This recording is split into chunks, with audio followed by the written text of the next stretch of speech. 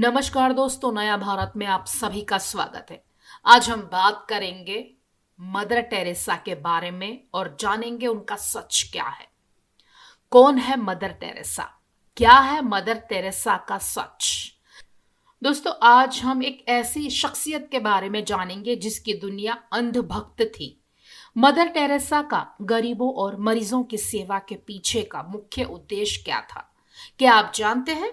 Mother Teresa सेवा की आड़ में गरीबों की मजबूरी का फायदा उठाकर धर्म परिवर्तन का कार्य किया करती थी।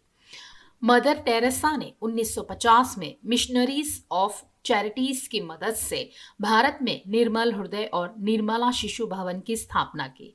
यह सभी जानते हैं कि मदर टेरेसा सेवा के नाम पर धर्मांतरण का कार्य करती थी और बड़े सलीके से उन्होंने अपनी मार्केटिंग भी की, जिससे लोगों को यह लगे कि वह गरीबों की सबसे बड़ी हमदर्द है। इसका परिणाम यह निकला कि विश्व स्तर पर उनकी बढ़िया छवि बन गई, जिससे न केवल अकृत धन की उन पर वर्षा हुई बल्कि उन्हें नोबल शांति पुरस्कार से भी सम्मानित किया गया। इसका दूरगामी प्रभाव यह हुआ कि सभी समाज के लोग उनके धर्मांतरण की असली उद्देश्य की अनदेखी कर उन्हें संत मानने लग गए। क्या आपके जहन में यह सवाल नहीं आया कि बच्चों से खासा लगाव रखने वाली मदर टेरेसा ने कभी स्कूल, कॉलेजों या अस्पताल की स्थापना क्यों नहीं की? शायद इसीलिए क्योंकि उनका मकसद सेवा नहीं बल्कि धर्मांतरण था। मदर टेरेसा के बारे में संघ विचारक गौतम खट्टर जो विचार व्यक्त किए हैं वह विचार सुनने और जानने योग्य है।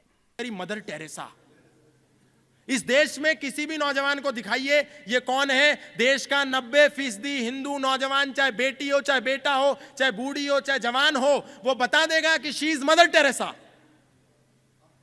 इस देश के किसी विश्वविद्यालय में जाइए, किसी महाविद्यालय में जाइए, किसी संस्थान में जाइए, किसी रिसर्च इंस्टीट्यूट में जाइए, कहीं भी जाइए, सरकारी हो, गैर सरकारी हो, प्राइवेट हो, गवर्नमेंट हो, सब जगह मदर टेरेसा दीवारों पर टंगी है।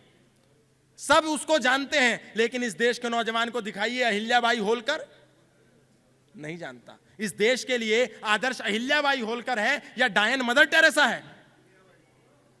अहिल्याबाई होलकर, जिसने मंदिरों का निर्माण किया, उत्तर से लेकर के दक्षिण तक, पूर्व से लेकर के पश्चिम तक, पूरा जीवन तोड़े गए मंदिरों को बनाती रही। आज हिंदू समाज के लिए वो गौण हो गई है, मुख्य नहीं है। आज हिंदू समाज किसको मानता है? Mother Teresa, symbol of humanity. लेकिन मदर टेरेसा का आप सच जानते हैं?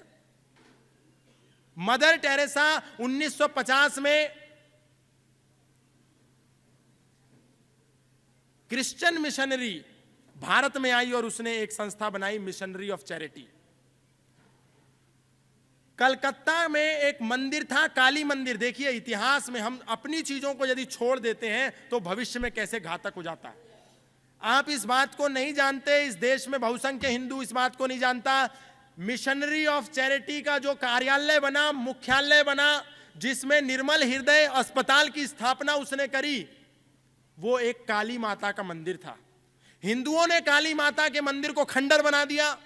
बाहर से आई हुई आक्रांता ईसाई मिशनरी मदर टेरेसा ने उसको अपनी ताकत बना लिया। वहां मिशनरी ऑफ चैरिटी की स्थापना कर दी, वहां निर्मल हृदय बना दिया। निर्मल हृदय बनाने के बाद दुनिया में यह प्रचारित करा कि यह मानवता की पोषक है।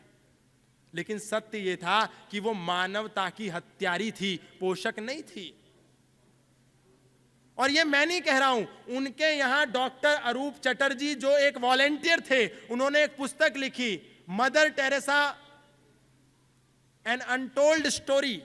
उस पुस्तक में उसको उन्होंने रहस्य को उजागर किया कि मदर टेरेसा के यहां जो नई सिरिंज होती है, इंजेक्शन होते हैं, ग्लव्स होते हैं, वो डिब्बे में बंद पड़े रहते थे। उसके बाद भी मदर टेरेसा यूज की हुई सिरिंज को पेशेंट पर यूज कराती थी ताकि वो जल्दी मरे।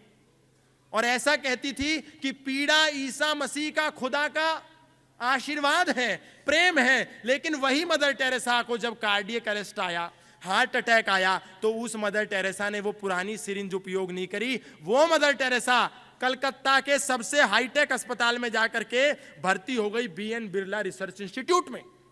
यदि पीड़ा ईसा मसीह का प्रसाद था तो मदर टेरेसा ने क्यों निर्मल हृदय अस्पताल में अपना इलाज नहीं कराया? निर्मल हृदय अस्पताल था ही नहीं, वो तो एक गटर खाना था जहां पर लोगों को लाया जाता था केवल मारने के लिए। उसके बाद हमने देखो क्या किया, उसको भारत रत्न दिया। आज इस देश को आजाद हुए 80 बरस होने जा रहे हैं, इस देश में किसी संत को भारत रत्न नहीं मिला, लेकिन एक ईसाई मिशनरी को मिला जिसने हिंदुओं को कन्वर्ट किया।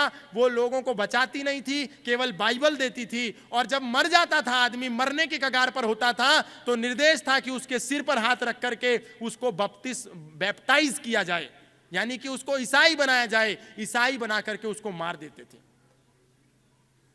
सन 1990 तक दुनिया में ह्यूमन स्कल का सबसे बड़ा एक्सपोर्टर कलकत्ता था, दुनिया का सबसे बड़ा एक्सपोर्टर। मदर टेरेसा ने खुद इस बात को स्वीकार किया कि हमारे यहां 26,000 से ज्यादा हमारे निर्मल हृदय अस्पताल में लोग मरे हैं, लेकिन मरने वालों के शरीर के साथ क्या होता था यह हमने कभी चिंतन नहीं किया। उसके स्कल को यूरोपियन कंट्री में भेज दिया जाता था। यह विश्व के जितने डॉक्यूमेंट हैं वो बता रहे हैं।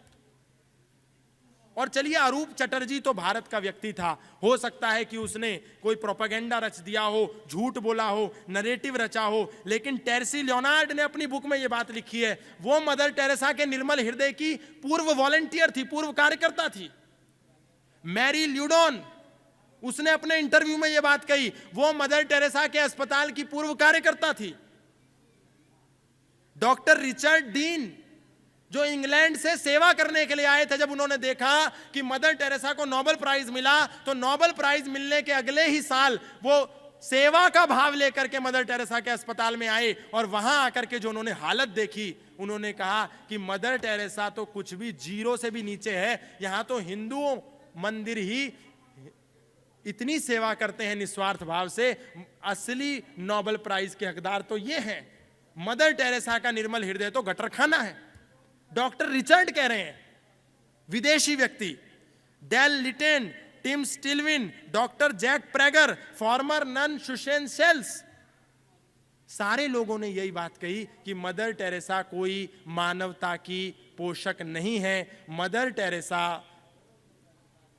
कन्वर्जन की देवी है, मानवता की देवी नहीं है। और मदर टेरेसा ने यह कब किया? केवल निर्मल हृदय में एक कमरा था जिसमें एक समय में 50 आदमी 50 औरतें रहती थी, और कुछ था ही नहीं। तब जब मदर टेरेसा को सालाना $100 मिलियन से ज्यादा डोनेशन मिलता था, वेटिकन बैंक में उनका इतना पैसा जमा था कि अगर वो अपना पैसा निकाल देती तो वेटिकन बैंक का दिवाला निकल जाता, इतना पैसा था। उसके बाद भी मानवता की सेवा नहीं करी, और हमको झूठ पढ़ा दिया, हमको गलत बात पढ़ाई गई कि मदर टेरेसा देवी हैं। देवी नहीं है, मदर टेरेसा डायन है। असली देवी देवी अहिल्याबाई होलकर है। सत्य बोलना पड़ेगा, नहीं अगर सत्य बोलेंगे तो ये सिलसिला यूं ही चलता रहेगा, चलता रहेगा, चलता रहेगा, बात खत्म हो जाएगी। इसी तरह की खास खबरों के लिए देखते रहिए नया भारत।